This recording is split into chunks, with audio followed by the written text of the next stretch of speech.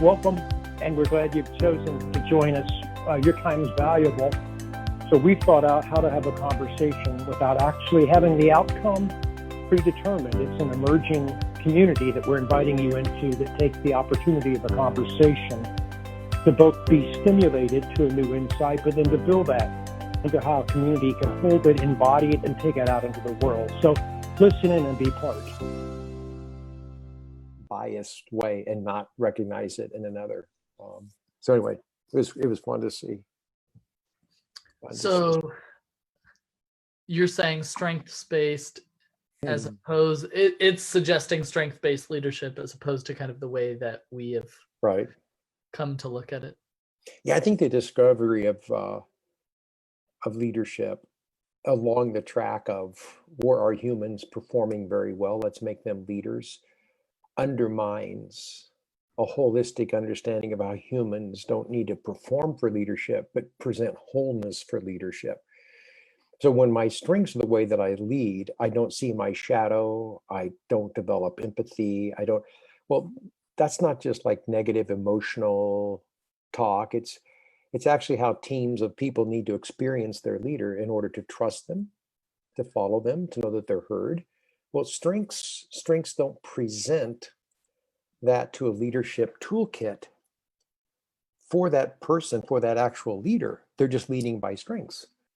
And so we've continued to buy leadership on the high performance spectrum. But high performers are many times not great leaders. In fact, a lot of teams can't put up with their best performers. And so strengths are the way we grade performance, and the higher the performance, supposedly the greater the leader. It's just not true.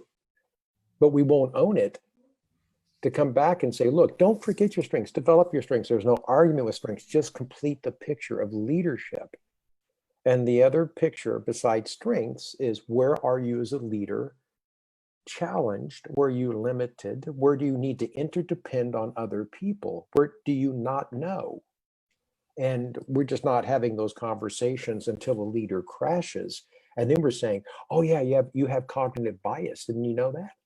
Or stuff like that. Then we start opening it up. Is that like somewhere connecting to what you were asking? Yeah, it reminds me of Jung. And Jung talks about the more we put up the mask of our strengths, we're relegating, and in fact rejecting other aspects of ourselves to the shadow. And that's interesting. So the more we're focused on these strengths, the larger and larger that shadow grows. And it's important to recognize that shadow is what we're talking about is self-rejection. So there's a part of ourselves that we're, rejecting and and not giving room to be our full self. And I think that's well said from Carl himself. So if the leader is doing that personally, soft self-rejection, not even conscious self-rejection, just not seeing my own, we'll keep calling the word shadow, but where I have unfinished work, where I have biases, where I'm not aware of my own, the more we do that personally, then to me, the more we create the public culture for a team to not be able to do it either in our presence. Because we too just want to see from our teammates or the people we lead their strengths and get the job done.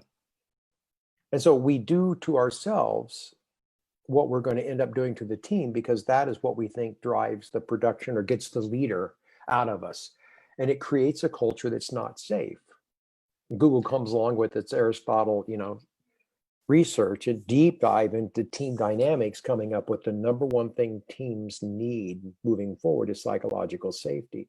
Well, what leadership style supplies psychological safety? It's not the one who's leading with their strengths only. Yeah, absolutely not. Right? And so now we've got science disagreeing with itself. Like, soar with your strengths, but you better make it psychologically safe for everyone. Well, strengths don't make it safe for everyone. They make it safe for the high performance of everyone. So then everyone has to hide what's not performing well. Now we have distrust in the very room that we're saying we're performing in, and it doesn't add up at the end of the day. Strength-based leadership in general, like now, at first I was like, I needed to kind of frame myself into what are we talking about here? But Sure. now that we've talked about it a little bit, it's like, yeah, it's definitely feels a little old school. Forming leadership around your strengths. If anything, we all kind of form ourselves around our strengths. We are, exactly. Another, right? Good probably point. if you haven't at least done that, you're probably not in one of these rooms that McKinsey is working on, right? I mean, probably you've really mastered developing yourself and your leadership around your strengths at that point. And so the real key at that point is then again, what Jung calls individuation, which is like the integration of your strengths now with your shadow and the part of yourself that you've been rejecting. That's the part that, that's much harder work, is reaching into those areas. I've been asked by two separate people, and one this week, looking to do kind of shadow work. And they're like, oh, do you have like a process on that or a book to refer me to? And it's like, I don't right now specifically on that, but it is a big thing in terms of like how, I was talking to Alex, and your real shadow like is so deep in a blind spot, right? That it comes as a byproduct of self-protection. And so like you have your ego up front, right? And it creates this mask that it thinks is going to allow itself to be more easily accepted by others, right? So important to know, like, this isn't just like some emotional, like, oh, I want to feel loved by friends. Like, it's a survival mechanism. My social acceptance is tied to my survival. And so in order to ensure my survival, the ego puts up this, what Jung calls the persona, right? This mask that makes it easier for me to be accepted. And as a byproduct of building that mask, you reject everything that doesn't fit that persona into the shadow. But because, like, for the same reason you can't hold your breath until you die, like, your ego relegates that shadow into a spot that you don't have access to, because it thinks it's hiding that stuff to protect you. And it's existing on a layer deeper than we're used to accessing. And so, hello, Alex. Hey, Alex. And so drawing things out of our shadow isn't as simple as like, oh, well, yeah, like I'm not always on time and I really don't like that about myself. Like that's not it. That's not the shadow. And I was talking with both Alexes the last couple of days actually, and letting them know, like, no, it's actually deeper. Like if you were to try to write down what's in your shadow, it's very difficult because your ego is very threatened by even acknowledging it exists. So you're going to do everything you can to try to be in denial and protect yourself from the knowledge that what actually exists in there. But even beyond that, even if you do have enough awareness to recognize the existence of it and be looking at what's in that box, even then, like, writing it down should feel so terrifying that committing it to paper is like very dangerous, because what if somebody finds this? If you're really writing down your shadow, it's the things that if you truly believe, if anyone knew this about me, there is no way that I could recover. There's no way I'd be lovable. There's no way that I could explain my way through it. And so it's like our deepest layer of shame. Anyway, so we've been talking about shadow a lot lately. So those are my thoughts. Well, one way, certainly, and thank you for those. And I mean, there's a lot of content and meat on the bones you just put out there. In a business setting, one way to really bury the shadow, as you've just expressed, is so threatening to be known for what's not good about us or complete about us. So to really hide that is greater performance. Oh, and yeah. That's what's crazy, is that we incentivize people in such a way that they don't have to really deal with the shadow until it crashes them. because you can use the energy for denial to such a performing end that you can be a high performer on a dead run from your shadow and not know it. And the way that we see young people with a lot of responsibility or power before they get a chance to do, quote, shadow work, is they just get on their performance trail and they're incentivized or rewarded for their performance. And so you bring this conversation up and they're saying, what shadow? I mean, there's nothing in my way. I'm winning. Of I'm course. good. I'm at the top of the game. I just turned down 2 offers last week. Like, I don't get it. And so we just have to say, understood. For this season of life, you're building the strong ego. The strong ego wants to know its strengths, and it will take you so far, but it won't take you the whole way. But, I can't interrupt. I haven't been able to be effective as a coach or a mentor by interrupting someone's performance flight off of running from shadow. That you have to have some type of crash, usually a great love or a great suffering, where your strengths no longer can fix, control, or explain what to do next. And you almost sit there going, now hold it, how could I have this great education, this terrific amount of friends, and afford the things that I have materially, and be such a mystery to this part of my life? Mm-hmm. Okay, welcome. Now we're going to learn a new set of tools for what the shadow alone can teach you that you could never learn if you were only taking your strengths forward. Now the ego gets interrupted. And so hopefully that's helpful for you, your story, my story, and anyone else that's listening to us, and not just lost in the psychology of it, because it's very real for people to experience this. So it brings me to a really good question, right? Where we do hyper focus on like, am I performing right or well, right? Yes. And so for me, especially, it was worse a few years ago. It still shows up sometimes. My big things that I was dealing with was, one, like a very poor relationship to my time. Like I was always too busy, and so I would like completely blow off people for meetings and not even call them and let them know, not say anything. And then the other thing is like being really bad about being in communication, right? So that's part of it, is like not just like texting somebody to be like, hey, I'm not going to be able to make it. Or like not responding to emails, not letting people know where I'm at in my process, or if something's going to work or not work and why. And so like, obviously that's a disruptive habit in business, right? Very easy to recognize that as like, perhaps a piece of shadow. Though I would argue that like your real shadow is not these like weaknesses, not simply that. But how do you, I couldn't reframe that as a strength. And that's definitely something. So like, if I want professional success, I have to fix that. I have to get myself back on board with what people expect of me in order to be like a successful, productive member of business society. How do I do that without rejecting myself and just flogging myself into submission? That's great. I just need to be better. Well, that's the first mistake people make, is they see it and then they willpower. And willpower will only take you so far. But willpower doesn't help you self-discover. Willpower takes what you've discovered of yourself and throws it into the future or at the task.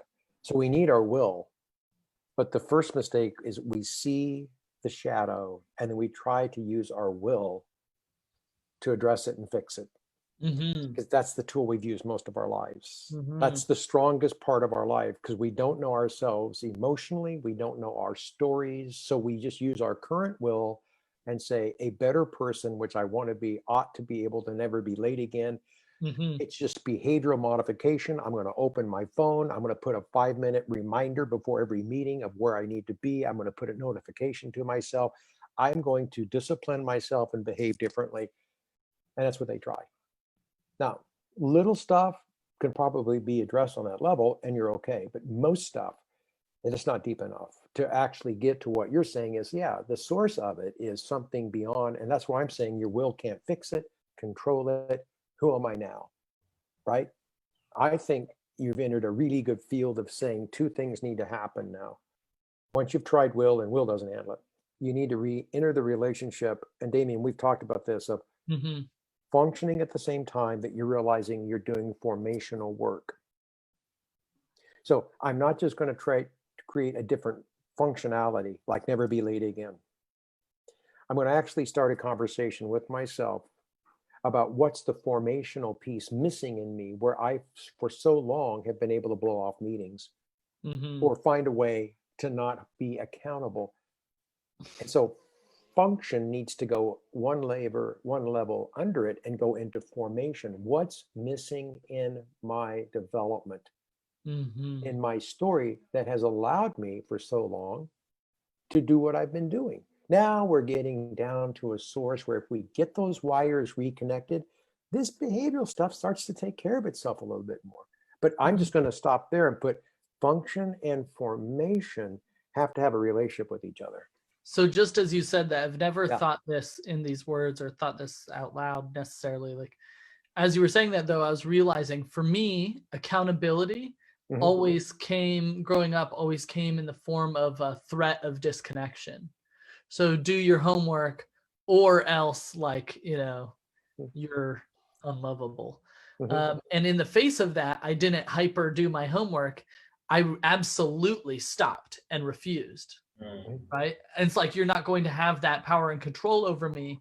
If it's do my homework or be unlovable, then make me unloved. Right. Right. And so then, like, the emails and the missed meetings is about, you know, now this total system of being accountable to people. It feels a lot like, do what I want you to do or else. Yep. And in the face of that, it's like, no, I'm going to do what I want to do. That's how you hold your and power. You can love it or you can like it. I don't really care. That's right. You're an adolescent. I'll miss opportunities and I'll miss them. Absolutely. I don't even care. That's right. That's why we miss that formation, is that we rebel against the formational work we need to do with the easy excuse of, look, if you don't love me already, if I have to do homework to be loved in this house, what kind of house is this? Well, forget the house. Now I use my power to rebel against the very formation I need. But you're right to say that if it comes to you as an either or, if you don't do your homework, you're not being, then we find reasons to exit our own development and formational work. You know, you can stay in that space for 5 or 6 years, get hired by a company, and finally have to come back to that issue, not with parents this time, but with the boss in a review. Right.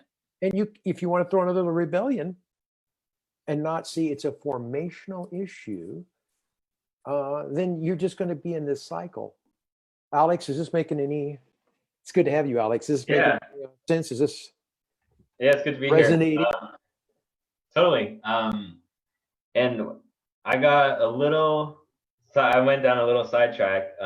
Where Welcome back.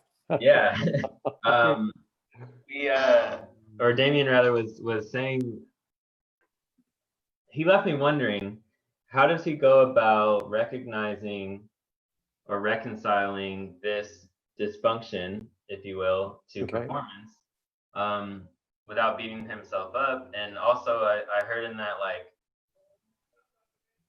you know, if this was created by the ego to protect himself in some kind of way, like it should also be a strength in some way. But Damien, you said you were struggling to see how it could be a strength.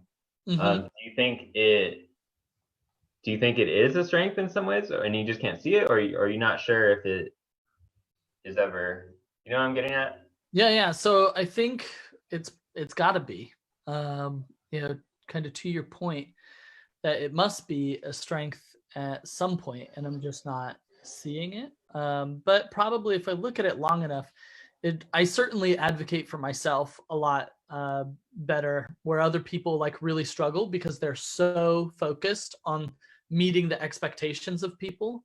I'm not, because that feels like a threat and like it only happens under threat of disconnection. So I don't really care about the expectations of other people for the most part. And so that allows me like this great kind of spiritual freedom to explore things that other people have a hard time exploring. So that's kind of like my first thought on that.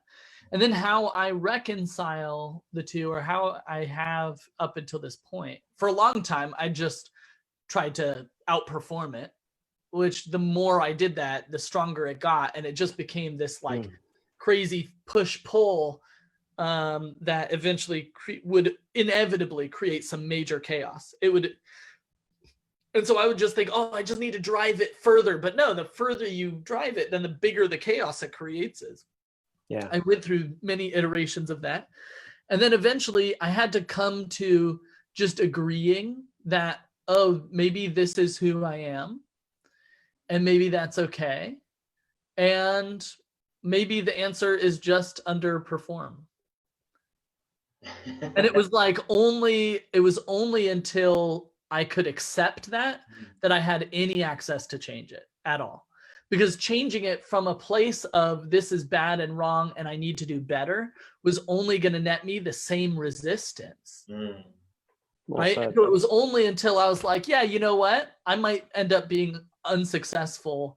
And this is just who I am. And maybe I'll hop from job to job my whole life, or maybe I'll just like barely eke by in like entrepreneurial stuff or whatever. But I had to just totally accept, like, this is the way I am. This is who I am.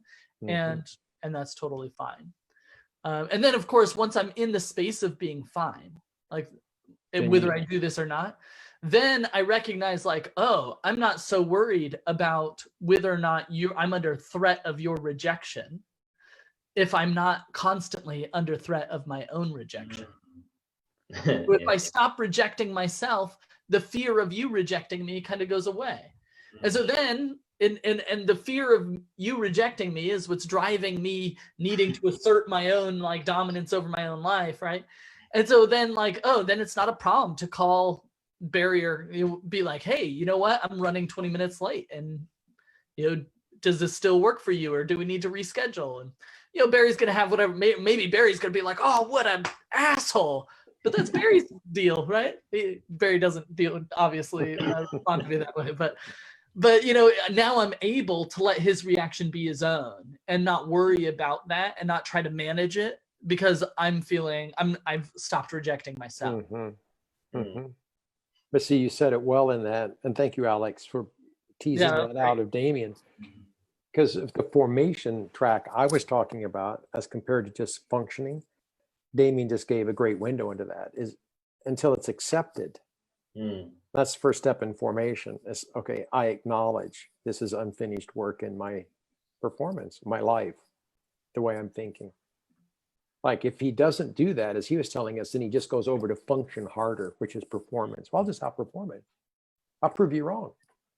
And so when he moved over and used that, I have to accept it. And then if I can learn the tools of how to accept something that's not perfect, that's not a strength, that's hard. See, that's because the ego is saying, don't accept it. Go back to function.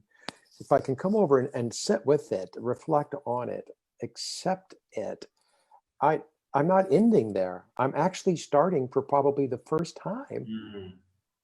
Now wholeness is becoming part of my story. I'm welcoming a part of me I've never accepted. I've always used it to get mad at people that have made their love dependent or, gone back to function. So Damien, thanks, because I think people fear accepting it because they think that means you've compromised and you're going to end up like that. And we're saying, no. That's your ego threatening acceptance. Acceptance is just the first step of now you begin to recognize. And here's the big move. You have it. It used to have you. See, now you have it. Now you have choices, new cognitive ability to organize, because you actually are starting to see that you have it. Right. You have the flu. You should be in bed. Right. You're at work, like you don't have it. It has you, obviously, because you're walking around sniffing and hacking, and people are going, it has you. You need to admit that you have it so you can actually start to organize and work with it. And wow, now we're starting into how do we, and that's where leaders need tools for formation. A big distinction there for me specifically, was I had to come to peace with the fact, like if I went down the 5 whys and went deep into it, it was, oh, so why do I need to fix this thing I don't like about myself, or why do I have to be resistant to people's expectations? Eventually I come down to this, like, well, I'll never be successful. Mm-hmm. Right? If I stay this way, I can't accept myself, because if this is all I am, right, it's not enough. And so in a weird, paradox of humanity, in order to, change, any substantive change can't come at the cost of rejecting some piece of yourself. And so in order to like have real, that's a good statement. You have to first come to the point of not needing to change. Mm-hmm. You have to come to the point where it's like, yeah, if I'm late for every meeting and people don't want to work with me and I'm never successful, if that's just who I am for the rest of my life, like, that's okay. And like, I'm gonna like make the most out of being the guy who's late to every meeting. I'm gonna love myself even though I'm late to every meeting. And it's only in that space of totally loving myself that all of it lost all of its meaning. And then it was like, oh, I'm just going to be on time because I want to be on time today. But it didn't mean anything about me, rejecting myself. I'm never going to be good enough unless I'm on time. It also didn't mean anything about like, oh, but if I do what they say, then that means this or that, right? So I had to like let go of the meaning on both sides before that change could really become accessible. Mm-hmm. That's brilliant. Thank you, Damien. Oh, you're welcome. You think we can do the 5 whys without getting down there too fast? We can try it.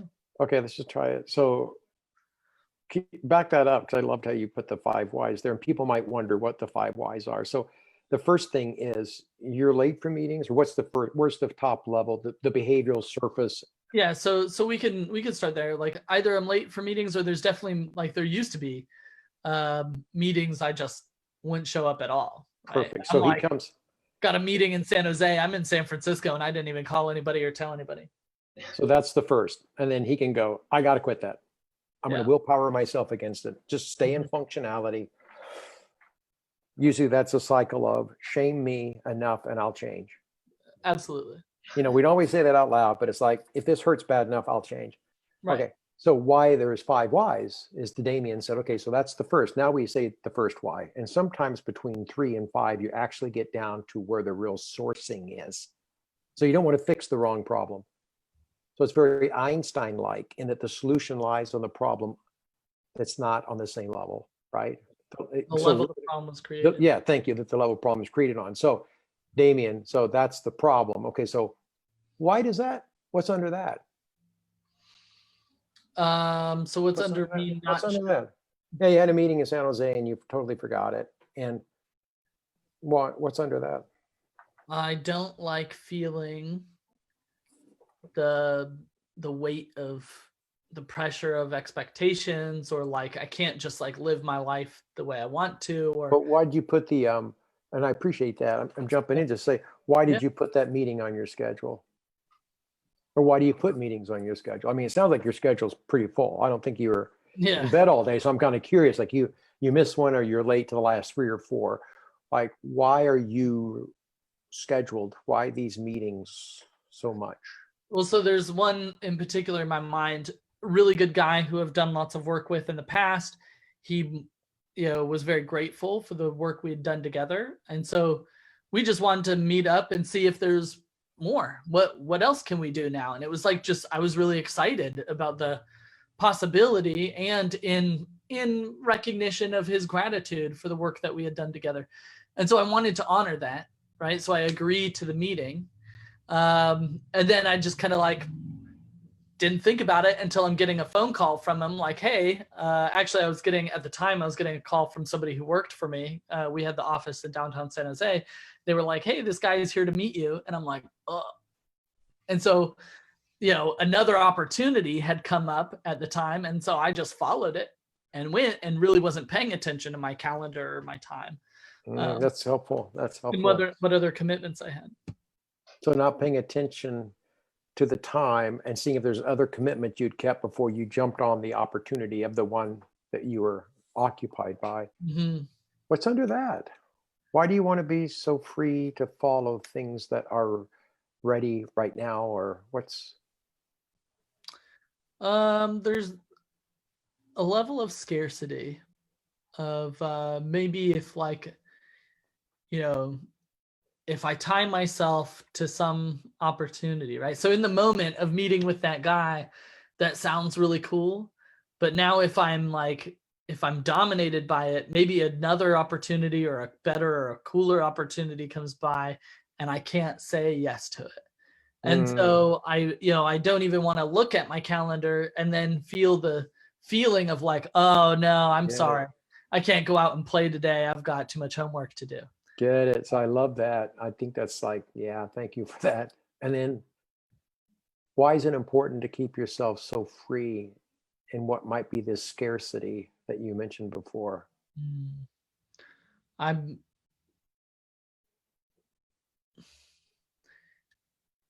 think there's a sense that like, part of me says like, I might, miss an opportunity that that won't come around again. That's what I hear you saying. And why do you not want to miss opportunities that might not come around again? Because I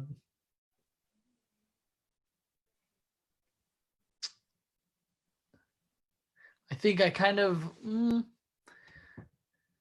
I think I have this framework of I had limited opportunities. And actually, I think part of it is like because of my social emotional dysfunctions, those limit my opportunities. So I've got to be able to like be hyper aware of opportunities so I can make my own luck, right? And I ended up, I happened to be around a lot of really affluent kids who kind of just got things, got the things that they wanted when I was growing up. And in not being that way, like I saw like, oh, okay, so someone's going to come and give that to them. That's not going to happen to me. And so I've got to like be on the lookout for the opportunity and jump in right when it's my time. Because if I don't, then that ship has sailed, right? And nobody's going to come and hand me this thing. So that's really helpful.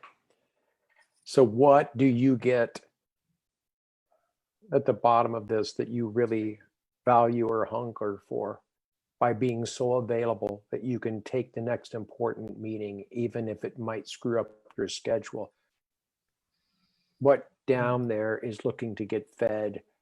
What deeper part of you gets met by this supposed freedom that puts chaos into your calendar?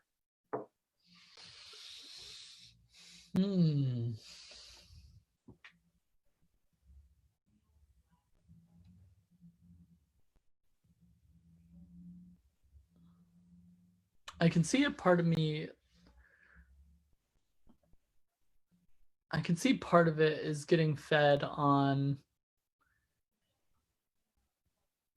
making me feel like I have more power in the process, right? Where I may not have power over how much money I have or whether or not my parents are just going to buy me something, but I do have power over my ability to stay agile. There's power there. And then act on opportunities as they come up. That's helpful. Yeah. So there's a sense of power down there. And when you're not meeting with people that are able to fill that by being with them, who are you? If you're not at some point able to say, yeah, I can meet with you. You know what I'm saying? Yeah. I think like I am afraid of saying no to an opportunity and people feeling like I'm not like like I'm not the one, right? Like, oh, Damien is Good. exciting and cool and whatever, and like, oh, but I say no to this, and so it's like, you know what? Damien kind of doesn't have his shit together. Damien's too busy with those kind of silly projects. Like, let me go. Like, I'm gonna deal with somebody who's really got their stuff together, good. ready to move. That's right? really good. Yeah, no, I appreciate you going down there. That's so different than the first level of, I don't know why I didn't make the appointment. I just totally bliss. I wasn't even thinking of it. Now we're all the way down to like, oh no, this is something that, yeah, it feels like it's a core. It feels like it's down there. And I love the way that you said, maybe Damien's not the one. Yeah. Right? Because it made sense to the other levels of everyone else seems to get chosen, tends to get given to them.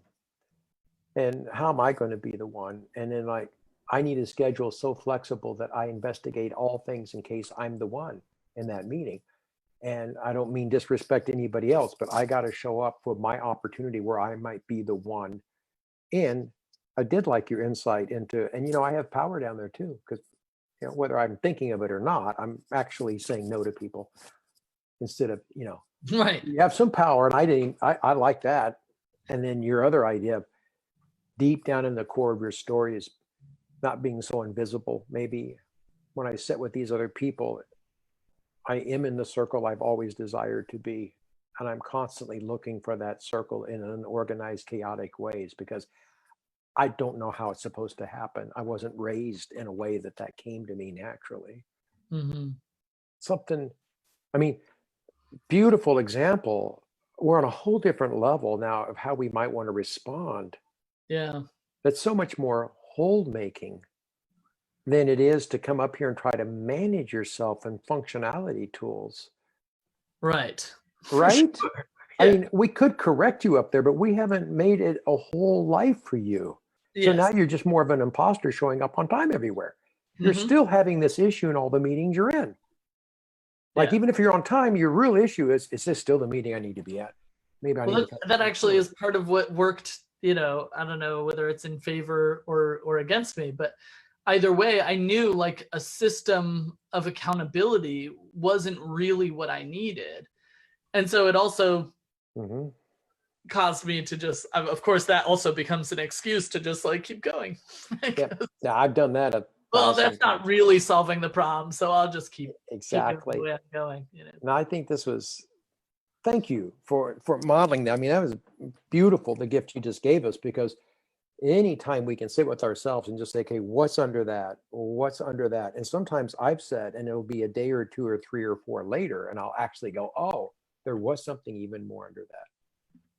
Yeah. Even in my own marriage, like Terry and I will be working on a problem. I'll be like on level 2. And like, I swear that's as deep as it goes. And I can still defend myself on level 2. I can still say why, and then all of a sudden, like 3 days later, it's like, oh no, there was something under that. And it was where primarily I was yet unfinished, where my ego was offended. There was something I was still defending. And had I fixed it with a solution above that level, I would only treat myself harshly with accountability and promising, which leads to failure, which leads to guilt, which leads to shame, recommitment, back in it again. It's on down here that you finally get, like you said earlier, accepted in what is, rather than fixing what perfection would demand of you.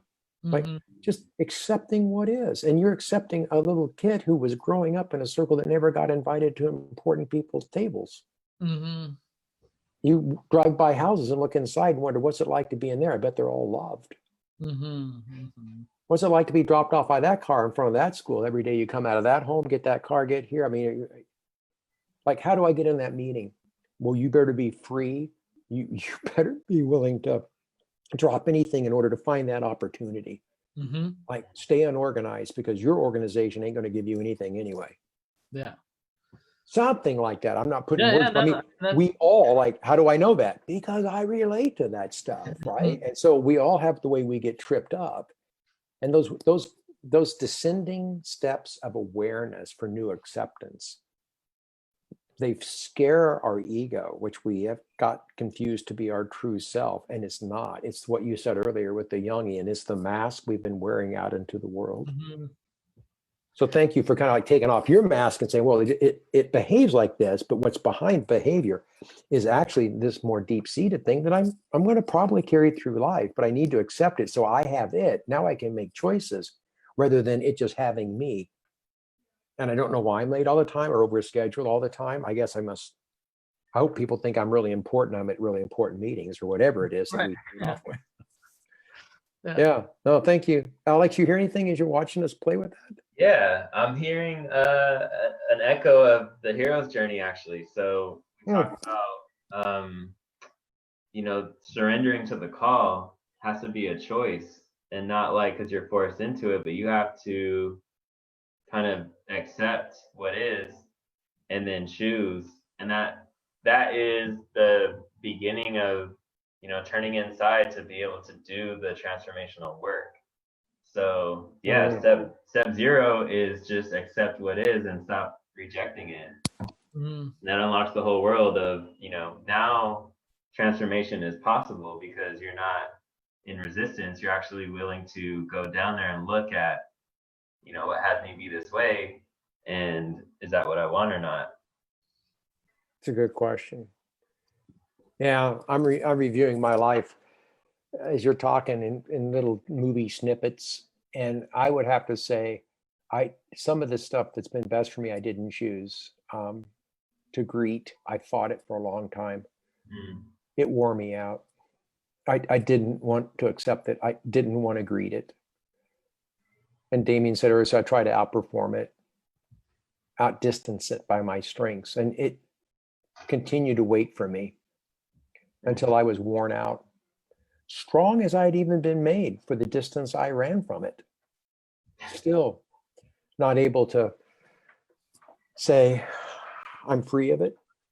And so then, defeated, if you will, I surrendered. It had measured my strength and found me as strong as I was found, but yet still not able to get beyond it. Then in defeat, I chose it. I mean, that's how screwed up I am, guys. After I did everything to try to not have to deal with it, I finally surrendered. And then what's crazy is everything you think would happen if you ever admitted it or surrendered, like 99.5% of it doesn't happen.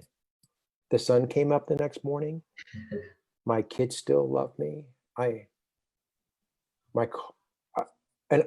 For some reason, I just know if you ever admit this, if you ever surrender, that's the last thing you want to do, man. And it just blew me away that I lived in such a false mindset. And all I needed to do was surrender and say, sadly, I'm broken there. But I look back at every job application I filled out, and they never asked me anything on this side of my life. So I could be, you know what I'm saying? What are your strengths? What's your personality test? What are you good at? That's what we're hiring. We're paying you to perform your strengths here. And what they didn't know is every day I came to work, my weakness was drug in with me. And they had no tools to offer me, a review, but my defensive mindset could always figure out, yeah, they think that. But I loved your word, Alex, of why, I'll put it in a question, why are we so difficult to get a surrender out of? Dang it, if we could have surrendered much earlier in some of our best fought personal wars, we could have won so much earlier. I think so much of that is cultural. Yeah. And I think, human culture in general is one that elevates control. Yeah. But I would say, I think especially in kind of US culture, there's a high premium on control. Right. So the more we're conditioned to just be in love with control, then yeah, of course, like surrender becomes more and more difficult the more of that we chew, Nicely said. They didn't produce the Model T. They didn't, develop the vaccine we're looking for by a bunch of surrender talk. We built an industry where we learn to dominate and control resources and systems in order to produce, and it upped our game. It did. I mean, we arrived at a lot of incredible stuff. And so when I bought a book like in the last year, is this the best time to be on the earth? Is this the worst time to be on the earth? Yeah. And you guys know, and they had key leading thinkers arguing on each side. Less poverty than ever, yeah, but more people in anxiety and depression. Less wars, yeah, but more cyber warfare. I mean, they were just like, okay, which world is it? And I like what Damien said is we have built what control can give us, and there are some benefits to it, but in the strength of control is the shadow, and we haven't seen it yet. And technology is really getting thrown over to the control side, and we're not seeing the shadow. And after 10 years of technology giving us new control for our life, we've seen the shadow of we're disconnected, we're in echo chambers. There's not more information in the world, there's more wacky non-truth in the world. I mean, it's really crazy what we're seeing. This is the shadow of the control complex. And I don't know when we're going to finally own it. You know, I guess individually we each can begin to open up our lives. So that's a good word, control versus surrender. And yeah, I think, you know, I think the answer comes, the shadow is going to be there, right? It's the same as the shadow in ourselves, right? The more I try to reject my shadow, it's futile. It's just going to be there. It's a part of who I am. And we can't try to fix it. We can't try to solve for it, right? Because then we're meeting it with the same energy the problem was created on, right?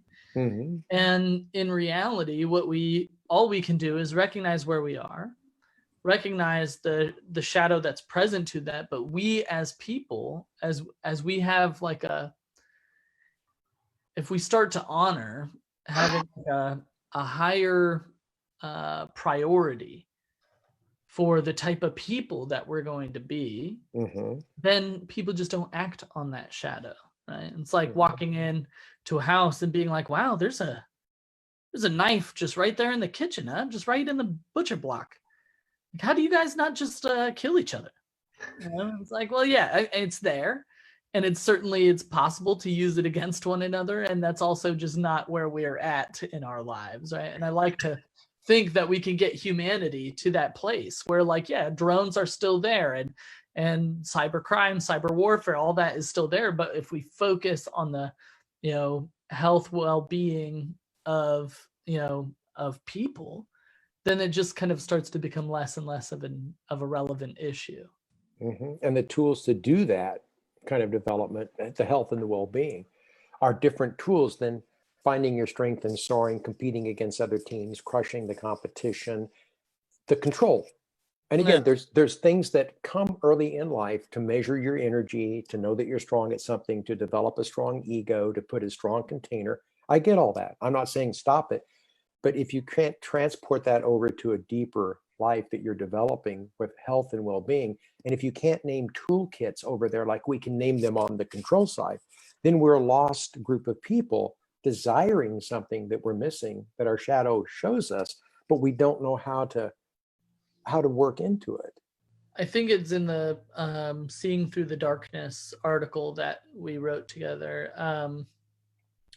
that it says the shores of Silicon Valley are littered with ships of those who thought they could navigate by their strengths. And it's so true, and it's such a tricky thing because, yeah, so many people go through just the thing that I did, right? I was certainly successful in other ways, even with all these missing of meetings and things like that, right? Well, sure. And what people said to me over and over is that I made them feel like they don't matter.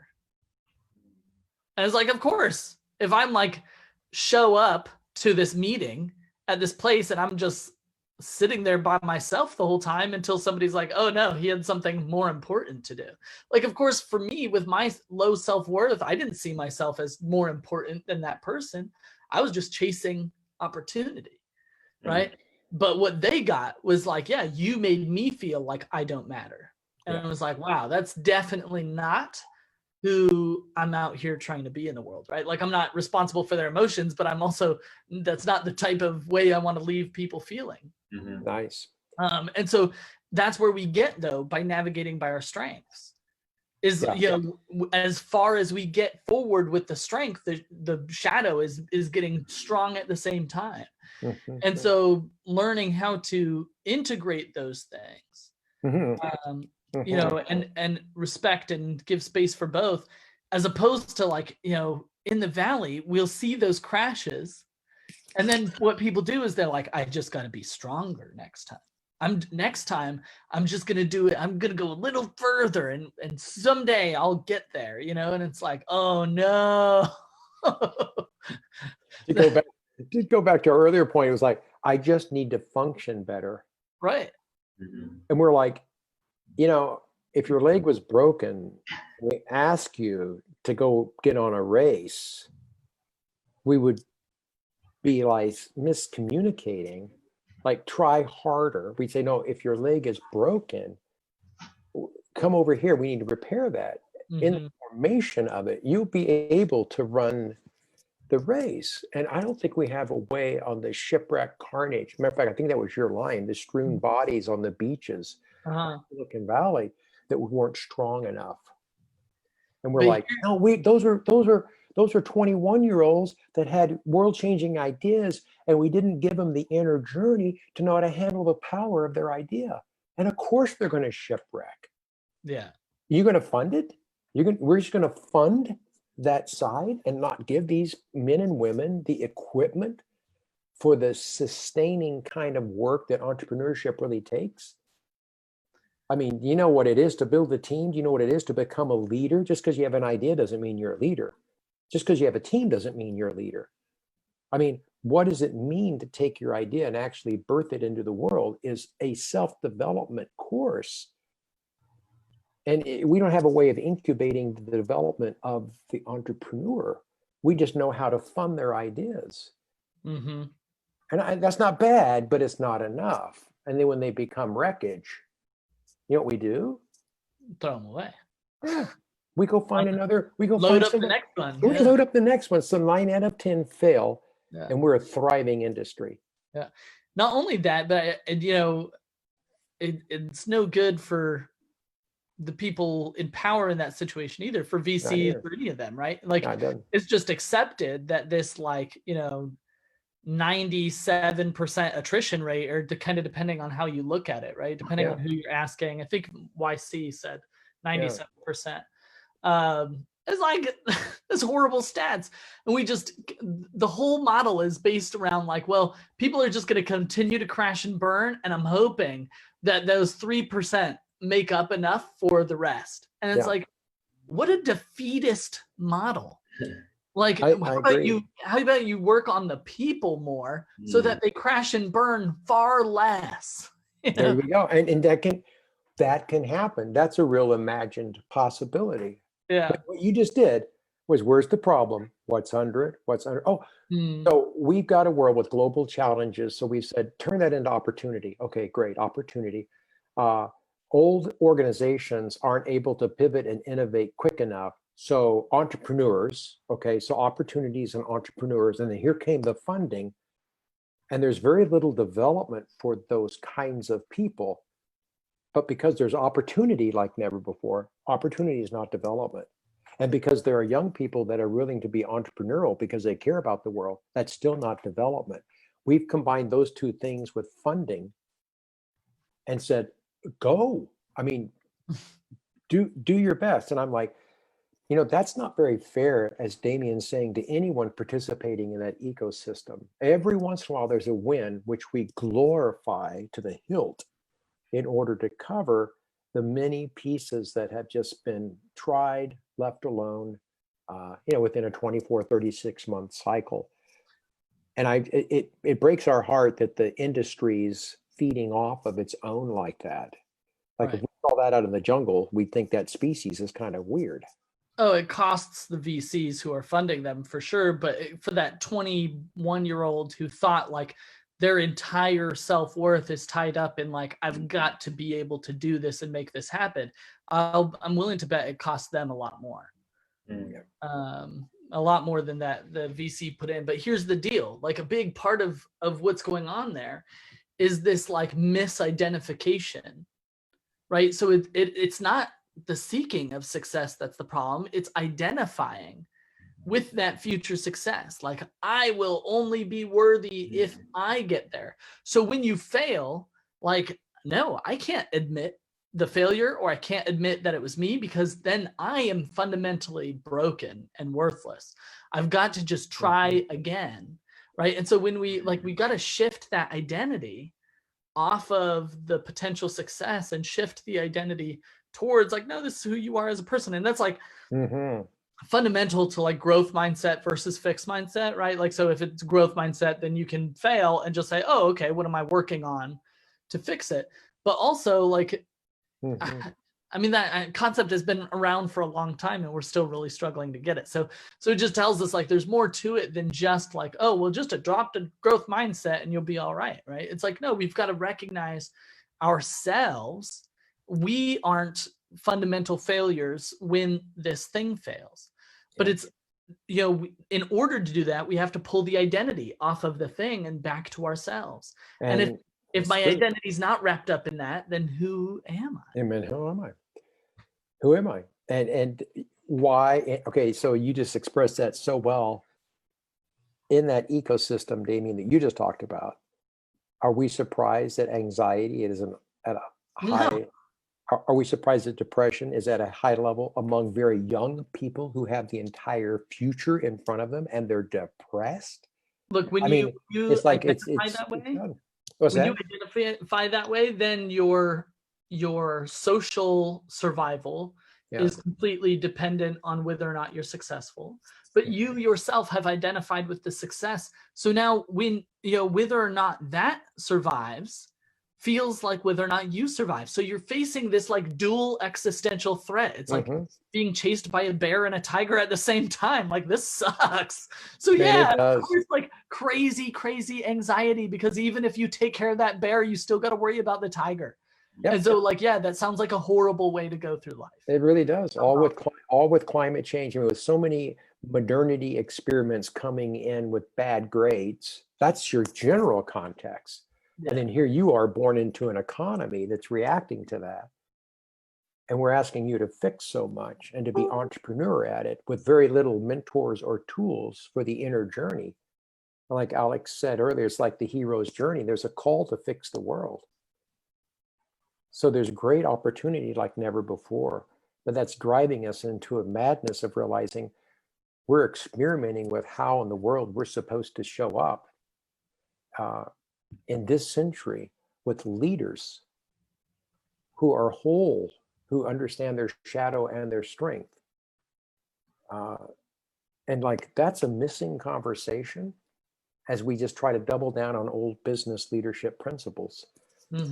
Right. And again, we're not here to say those leadership principles need to be abandoned. They're part of the journey.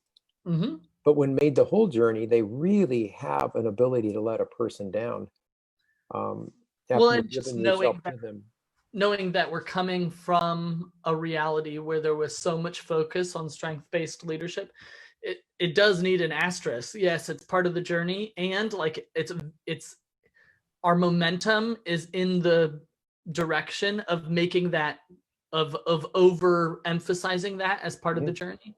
And so we really need to focus on not making that very like too more important than it needs to be. Alex, yeah, you might have missed like how this whole thing, that's funny, this whole conversation started with a bang. Barry's reading a book, Leadership at Scale, and I'm reading it too. And it's put out by McKinsey. And McKinsey probably does arguably the most leadership development work maybe of any other company. And so it's really interesting looking at their model towards leadership development. And Barry was mentioning that, you know, there's a lot in there about strengths-based leadership, which again, like we're saying, isn't necessarily wrong, but it is a little bit, in my opinion, kind of an old school way of looking at things. And, you know, if you're at the point where a larger company is hiring McKinsey to come in and develop you as a leader, you've probably developed leadership at least to the level of your strengths already, right? You probably got to that point by being hardcore on your strengths, right? As a matter of fact, that's really an excellent point. I've not heard you be that clear on it. That's probably what causing the problem is you found your strengths and you're soaring with them.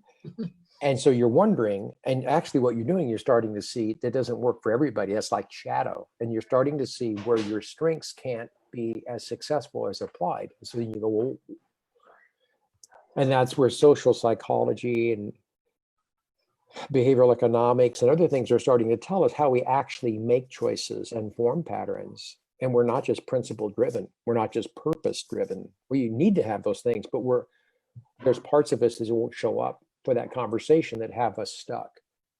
So, I mean, and it's a terrific book. I found it to be strong on what it offers, but and I haven't read all of it.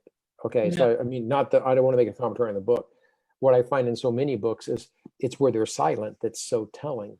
Oh yeah. That's what got me so excited about reading it was it's like, oh, all the things that we need, to be better on, they have it down to a science. And so we can just learn from them. But the part that we're really good on, I think, is the part that is 100% absent from the book. And so it just says there's just so much of a need for it. Mm-hmm. And, at this point, you're going to find it deep in the spiritual world where it has no relevance to business. Well, and then you're going to have the business stuff just completely rejecting these spiritual concepts. And it's like, well, wait. Like there's a middle ground here that we're up to now have kind of just ignored and couldn't see clear enough to feel like there's relevance there. But of course, who we are down to our spirit is highly relevant to how a business is performing. Mm-hmm. Like I'd love for anybody to try to argue otherwise. It's true. I know. And science is bending us back into what was a spiritual, connected, something, I don't want to be too vague here, but in the Enlightenment, there was a split between reason and a mythical world. Mm-hmm. And so we've ridden reason and we got a lot out of her. But modernity took reason up to its epic point and just kind of said, okay, is that all? And now by science, there's an investigation back into not mythology, but what are the components of the human personality and being. And there is an immaterial, spiritually connected universe. I mean, we know that trees talk to each other. They share information through their root system. So as we're starting to look at how the universe operates, we're understanding a connectivity and a spiritual energy that things run on. Well, science is starting to tell us that too, quantum mechanics. So now business is starting to listen. So if you will, spirituality is sneaking back in through science to match what the reason and business have brought us up to, but can't further us in. And there's this tango. Well, I think that's where Be Do Labs wants to meet at that intersection and not say we know it all, but we think that's where the moment is ripe for us to have the conversations and to break open some of the tools and practices to say, well, what would that look like in my startup or in my team? Oh yeah, I'm like not a jungle expert. I'm just a jungle guide though, right? I'm just a guy with a machete. Jungle boy. I'm willing to take you on the tour, right? Like let's hack away through. I said it recently with a friend that they asked what I do, and I said bushwhacking on the edges of reality. Ooh, and there's a good title, man. Did you just come up with that? I did, yeah. And I'm good at those, right? And it was like, I even myself, I was like, hold on, wait. I gotta write that now. Because that's what it is, right? I don't know what's out here either, but I'm willing to lead people through it. That's and right. I'm willing to explore, and I'm not afraid of coming across some snakes or whatever else is going to be out there. There's the strength of the guy that's running your calendar. Is that I got bushwhacking, and if I'm not on the edge and the frontier, if I'm already controlled by a schedule that has next week also predetermined, I can't make points of discovery in my bushwhacking life. Who am I? I need to throw a rebellion. And I mean, that's way to name your strength. And at the same time, be able to see, and you know what shadow it gives me? So that doesn't like make a war. It helps me to have a new informed conversation with an acceptance of course I have that shadow with me. Now that I see it, how might I want to cognitively plan and emotionally relate to my own life? Mhm. Don't shame myself into better performance. It's like, understand this is some of how I get my mojo. Now, how can I be respectful to people and organize with this in mind? Like, that's such a beautiful story when you're just letting your heart speak, Damien, of like, I got to be on the frontier with my machete. And I'm like, Yeah, of right. course you do. Not at your 9:30 a.m. Right. Right. Well, so part of that is kind of one of your original questions is why did I have stuff on my calendar in the first place? Yeah. And so part of what I've learned is I just say no a lot more. Good. Right? Well, way to And go. Way and to go. so, with that, I know like, okay, there are certain times where I'm willing to be in meetings. So you can put something on my calendar during that time. And then I got lots of time that I got to keep flexible because that's where I'm going to, be chasing whatever the next thing that feels right or something like that. That's right. That's a really good point. And to have an inner ring or a couple of guys, men or women in your life that actually hold that sacred work for you. It's really important because sometimes we do forget in a world of high demand. Hey, Damien, can I get another hour? Hey, Damien, can I get another hour? Who's in your life saying, hey, you're protecting your bushwhacking space, right? Mm-hmm. You got some time this afternoon or this weekend and you're like, thank you. I need to be reminded of it. But I love the way that once we know ourselves, one of the ways that we don't default back to the same old pattern is we socialize it with a few people who can ask us about it and love us like that. And now we actually don't have to have a company because we actually have an inner ring that can help us go live in any room we walk into. And it's important because they hold our story more than our accountability. I think companies hold accountability, and they should, but we're human beings. We need more than accountability. I think what's, one of the kind of like the last, 15, 20 years, a major learning was like companies that really moved ahead were the ones that were able to like treat their people more like people and less like resources. Right? I think one of those next frontiers for companies is going to be the ones who can transcend accountability. Like we don't need as much accountability because we're developing people, and now our people are so developed to a point where they're, it's not even that I'm more accountable. It's just that and I mean, I guess I am, but it's ultimately that I don't need to be held accountable because I'm managing my life in a way that works because I know myself. And so some of it has to do with like judging a fish by its ability to climb a tree, right? You've heard that phrase. Everyone's a genius, but if you judged a fish by its ability to climb a tree, it'd grow up thinking it's an idiot, something like that. So the idea is like, if other people are so well-meaning, but they were trying to give me good advice on how to live somebody else's life. Yeah. And so I could have taken that advice and it'd be like, Michael Jordan putting on soccer cleats at 12 instead of, playing basketball. Exactly. And so what I've learned is like I'm the Michael Jordan of bushwhacking on the edges of reality. Like I need to go play that game. Right. And so as part of that, I need to be able to own it enough that I can tell people like, I'm not super reliable on Tuesday meetings. That's not where my benefit is. Right. But my benefit is over here. So let's do stuff like that. Right. Yeah. Now I like how you know yourself well enough to be able to say that. I think it's true. Closing comment is I think you can throw that up on the bigger writ large on a corporation's personality. So innovation is exactly what you're talking about. In this way, I took a big jump. Corporations will hold you accountable, and they have to have you at another point break the very rules of that accountability if you're ever going to innovate something new under their roof. So what you just do personally is how corporations are trying to enter the 21st century. They're desperate to innovate, but they're holding everyone in a culture of accountability, and they won't allow them to break their own rules. Now, it takes a maturity to let someone break the rules because they're not breaking them maturely in a rebellion. They're breaking them in order to make good on something the rules can never show. So you have to mature your employees to here's how you keep the rules, earn the accountability, and this how so you break free of the accountability to innovate what this company needs to see its future in. That's a track. That's a hero's journey. That's not impossible. We can design for that. Right. But it's exactly in a personal story or in a corporate story that innovation comes by moving past accountability, but you have to go through it, or you're just throwing rebellion or chaos. So you really want an innovative corporation double down on the maturity of Self-development people. of the leaders. You develop the people and they'll lead the company. If the company holds the people in an accountability tank, they'll never outgrow it.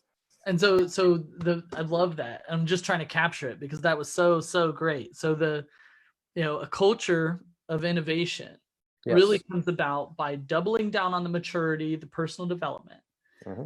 When your employees are more mature, they don't need as many systems of accountability.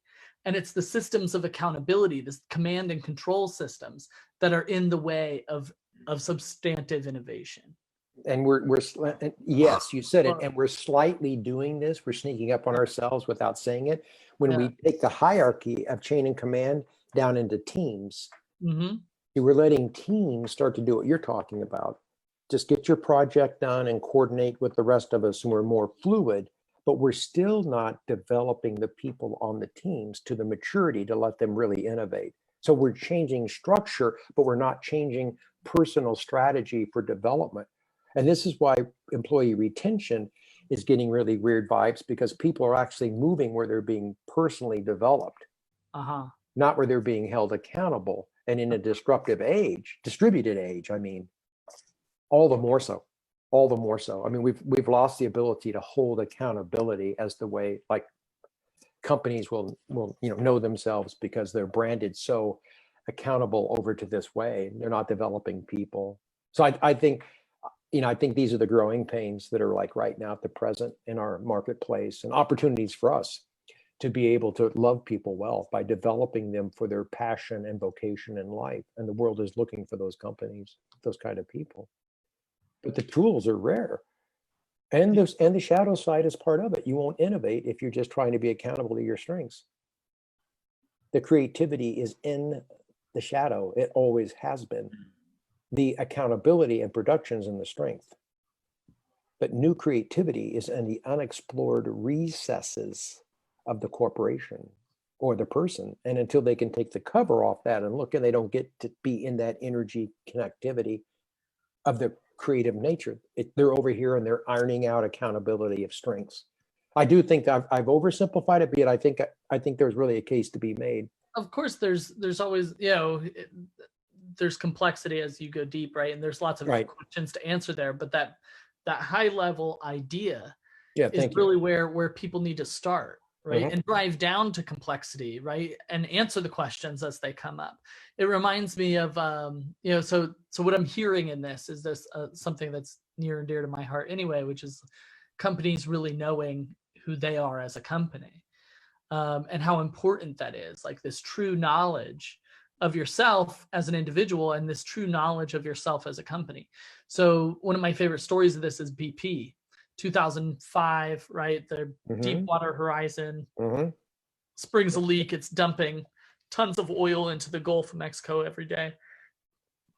And I'm going to be a little loose with this story because I haven't checked it in a long time, so I forget the exact details. But the PR guy for BP is on TV, and he's like, "Yeah, I mean, we want your oil to be $2.50 a gallon. Like, this is what it takes. Like, there's going to be breakage at some point, and we care about getting price performance for the customer." And I was like, whoa. I was like, I never thought I'd applaud an oil company. I was applauding them for their honesty. And then I had looked it up later to see, like, what happened to this guy. I was shocked. I was like, whoa. I was actually working in PR at the time, so this was like, that is massive. And and it turned out that they fired him. Yeah. The next day. They're like, get out of here. What are you doing? He told too much. Yeah, instead they cut these commercials that are like a blue heron flying in slow motion over the Everglades. And it's like, BP, we care, while they're dumping oil into the Gulf. It's like, you know what? No, I much prefer the authenticity of, like, how did we get here in the first place? Yes, we could have been more safe, but this was the cost of it being less expensive. And this is a choice we all made together. I was like, yeah, fair enough, you know. Can you imagine? I do think we're That's moving good. in the direction. I mean, obviously, I think he That's might good. have come through the door with a sledgehammer, and that might not have been what BP wanted. But I do think generally the world is moving in that direction, and everything in the last 10 years, the talk about authenticity and marketing, is just the beginning of it, right? Because people started with this like authenticity and how we talk about ourselves, but we're learning it's actually more than how you talk about yourself. It's got to be through and through. And authenticity is authentic to what, right? Like you have to know the truth about who it is that you are. And the truth about BP in that moment was they cared more about price performance than they did about, you know, the risk that was involved. Otherwise, you don't end up in that situation. The customers will drive a block down the street and buy it cheaper. Right. And so they're locked in. Yeah, isn't that crazy? But way to say it, authentic to what? And we have to decide what it means to be an authentic human being and build structures and systems for authenticity to have its say, rather than false market drives that appeal to our greed, give us the short-term relief. And we're not dealing with the 5 whys. What's the deeper problem that we've got to look at in leadership? Or we're going to continue to meet consumer needs at level 1, because that's where the market operates. And leaders are paid to meet the market. So if you go on down, be prepared for the war that will break out, because the world is looking for level 1 leaders. Cheap gas. Okay, so if you're going to transform and innovate a company, you're going to have to do deeper thinking than level 1. And you have to learn how to communicate that and why that's better to the marketplace. So we bring the whole world through business to a better place where human beings need to discover it. And like, that's part of what would be a mission statement for why we want leadership to experience an inner journey that leads to outer impact at a different scale. It's like, it's got to go there. Great conversation, guys.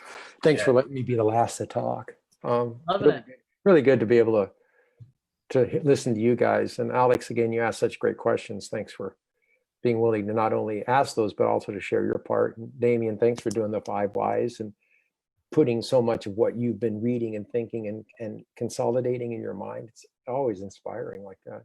So good stuff. Awesome. Let's go live it. Let's go enjoy our weekend. Okay. Yeah. All right. All right. Till next time, which will be soon. Yep. Next Friday. All right. You guys, thanks. All right. Bye-bye. Yeah. So that was another conversation. And again, thank you for joining us, because the contributions each of us made and built on gave us not only something to value in the moment, but now we walk that out into the world. So the purpose of Be Do Labs is not just to grab time from you, but to actually give your time more purpose in the next step you take in your life. So embody it, practice it, and come back for more. Thanks for being part of our community.